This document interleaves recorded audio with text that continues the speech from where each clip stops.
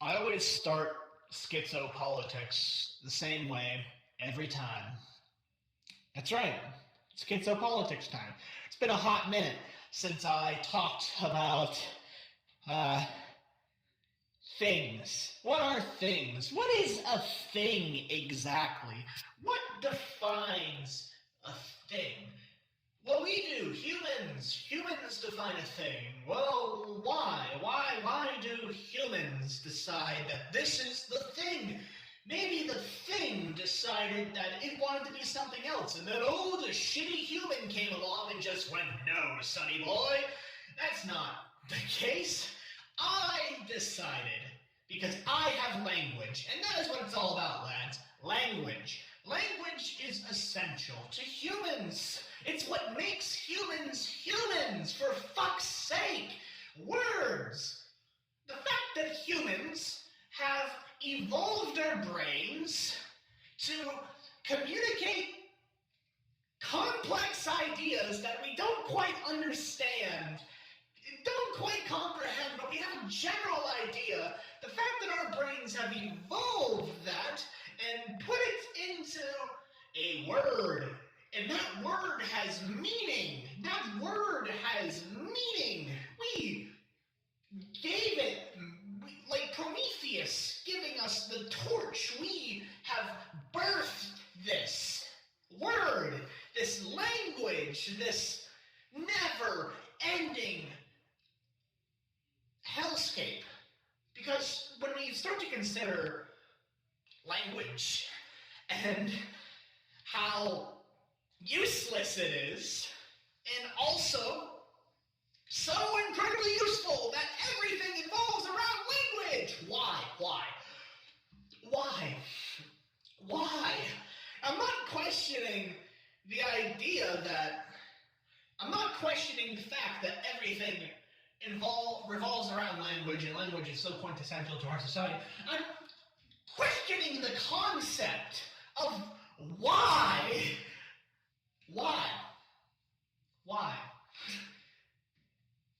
And like most postmodern philosophers,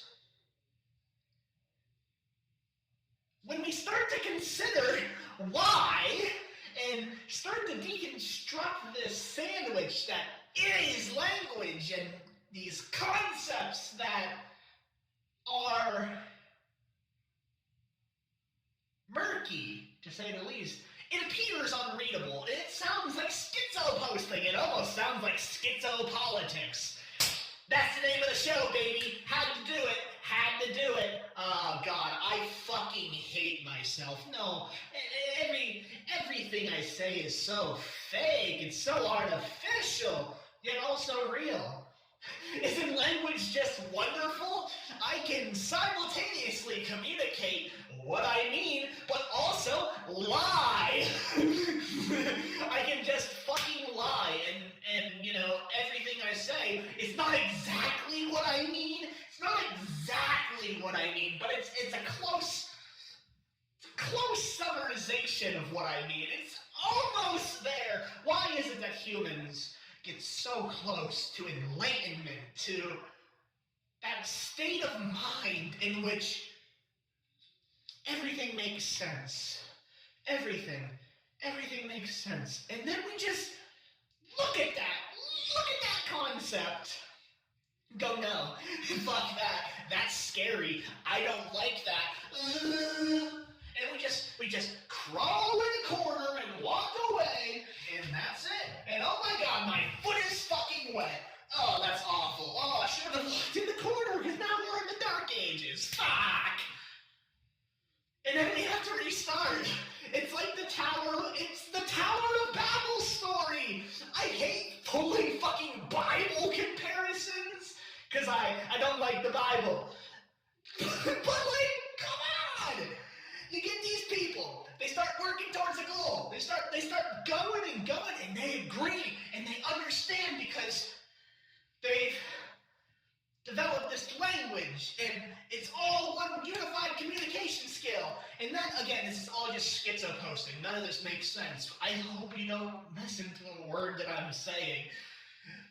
And then, out of nowhere,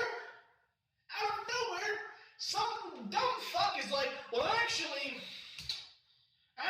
blah, blah, blah, blah, blah, blah, blah. And that's valid. And that's just a valid language that we can accept because that's the way language works. It's constantly evolving. It's constantly changing. And some people just can't handle that. And that's just the way it works. No! No! Is that a little too dark? Is that a little too grim? Let's lighten it up a little bit. Why is it whenever humans are given a challenge intellectually, because physically and when it comes to survival based challenges, we've surpassed that, we know how to survive, all of our challenges are intellectual challenges, and we're just so fucking intellectually lazy, and it's sad. It's sad. It's so sad. I don't know how else to describe it as intellectually lazy. And it's not necessarily everyone's fault. It's not necessarily everyone's fault. There are a bunch of intersectional reasons why things are this way. Why we're intellectually babies. And I think a lot of it comes to language. Because when all of these people just spout noise and just talk and talk and talk and talk and talk and talk and don't actually think about what they're saying, they just spit whatever they've heard, whatever they've thought, no filter, none whatsoever. That is when you hear nothing. Jargon. Nothing. Noise. Static, if you will. What I'm saying is not original. I fucking hate. I hate having these discussions with people. I fucking cannot stand it because they look at me like I'm a madman, like I'm fucking crazy. No, I'm not. I swear, I'm not. Wink. But of course, that's what a crazy person would say. They're not crazy because they're not aware of their situation. No, it's so fucking frustrating that the state's solution to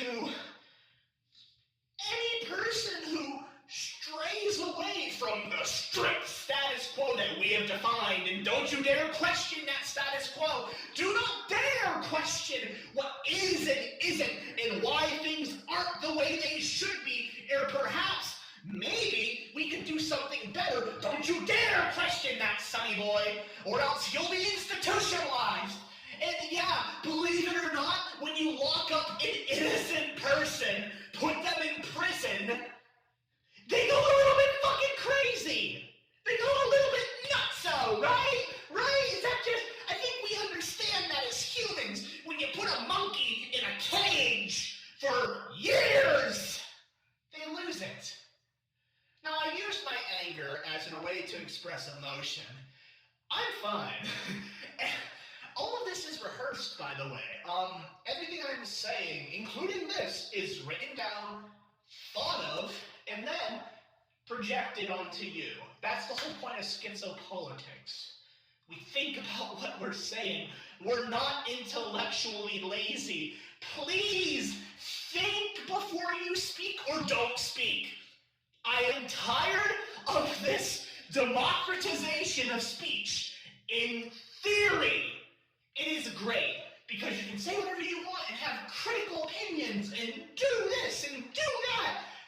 In practice, what you get is a bunch of tribalism where you can't say this, you can't say that, and if you dare think about anything other than we have thought about, well, fuck you. And I guess here's some antipsychotics, because clearly you're not in the right state of mind. Clearly, I'm normal. I'm fucking normal. I have thoughts. Maybe that is the issue. Maybe I'm not normal. Maybe my type isn't normal because Yes, we do think. We are critical. We do have oppositions to the way things are, why our brains are basically fed dopamine nonstop, why we're just addicted to everything about this technocratic society, which could theoretically free us from our chains. This ancient Greek writers talked about, I think it was Sappho's, who talked about how the ideal society would be you just sitting on your couch, basically, eating, and everything would be taken care of because we developed enough technology where it wouldn't need to work. You don't need to work. We lived in that society for like 50 fucking years now. Longer if you read some books. Longer if you look at like what Max Weber was talking about. Again, Max Weber, we always look about his theory in economics, but we never actually consider what his solutions were. Max Weber, while not a socialist by any means, at least understood how social programs can be beneficial. But we just so far diluted that thought into newspeak where social program bad, don't question it or you're bad. And if you dare think that you're thrown into this institution that will mentally rape you. Foucault often talked about how the school to prison pipeline is basically one-to-one. The schools are designed in many aspects they just set you up for failure. And this thought came out like 60 years ago, and it's not new by any means. Not new, by the way, but we always look at the Enlightenment period as the beginning, or the only time in history where all the sum of human knowledge was figured out by a bunch of white Europeans. That's just so far from the truth. I called it the beginning because that would be an apt title. If anything, it was a new hope. It was episode 4. It was a new hope. Because for a long time, there wasn't a lot of intellectual thought in the West. In other parts of the world, oh fuck yeah. The Arabic Golden Age, mathematics, Greek, shit. Like, there would be the Ottoman Empire. But in the Western world, not really. So we could call it a new hope. But no, fuck that, because that would mean that we have to actually be critical of things. Fuck no! And if you dare look at this from a postmodern perspective, you're called some postmodern neo-Marxist lefty loony who needs antipsychotics and needs to be institutionalized. Jacques Derrida is a great example of this, by the way. A man who is often unreadable in his literature, but spit some facts straight up. Was basically blacklisted from academia because he was a Jewish communist. Words, by the way, which originally had a different meaning, but because the society we live in and words are ever changing, have been diluted into this newspeak where communism is bad, evil, don't do it, and anything other than communism, good. Literally anything. And like, that's an issue, right? The fact that human language, including this, can be interpreted in ways in which just aren't real, alternate realities almost, and nothing is really real. So, on top of this already fucked concept of nothing being real, we're adding to this nothing. We're adding